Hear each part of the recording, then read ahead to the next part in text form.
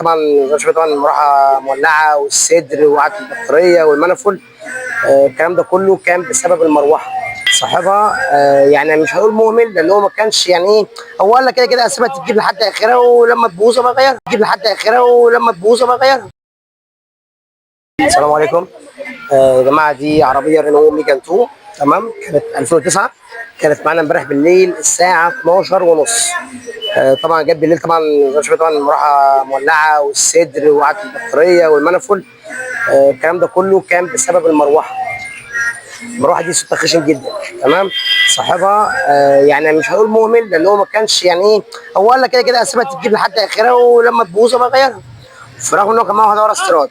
طبعا المروحه دي طبعا لما باظت معاه تمام عملت خشونه جامده جدا، وسيحت الفيشه بتاعت المروحه وفيش المقاومه، وحرقت الدنيا كلها زي ما شفنا. طبعا نقلت البطاريه والمنفل والصدر الامامي والبطاريه نفسها طبعا اتحرقت برده، والضفيره ولعت وعملت قفله.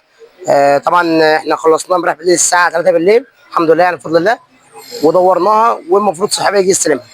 ممكن نبص على الحاجه اللي احنا غيرناها مع بعضينا. استاذ محمد لو سمحت. طبعا غيرنا طبعا الصدر ده، صدر استيراد. طبعا غيرنا صدر استيراد بالمروحه بالقميص تمام بالمقاومه بالفيشه بتاعتها. وطبعا طبعا الفيديو كلها اترمت كلها تمام. وغيرنا عدد البطاريه ماشي، وغيرنا فيش الرشاشات، وغيرنا فيش حساس حراره، وغيرنا المنافذ برده، وغيرنا بوجهات تمام. ده كله اترمم طبعا. تشوفوا طبعا بشكل عام وتروق طبعا تمام.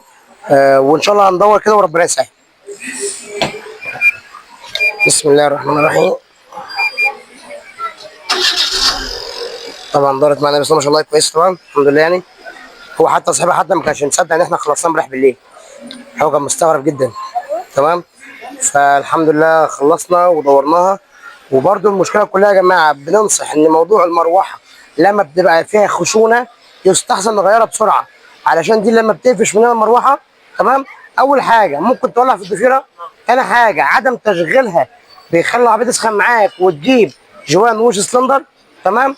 الحاجه الثالثه ان المروحه دي يعني ممكن تقفش الموتور مثلا يضرب جوان وش سلندر. يعني الكلام ده كله غلط. يعني اللومه المروحه دي مسؤول عن التبريد. يعني دي عندي رقمات في العربيه بصراحه، دي عندي اهم حاجه. والحمد لله خلصنا على خير ودارت الحمد لله، وشرفتوني في وحش رينو. السلام عليكم.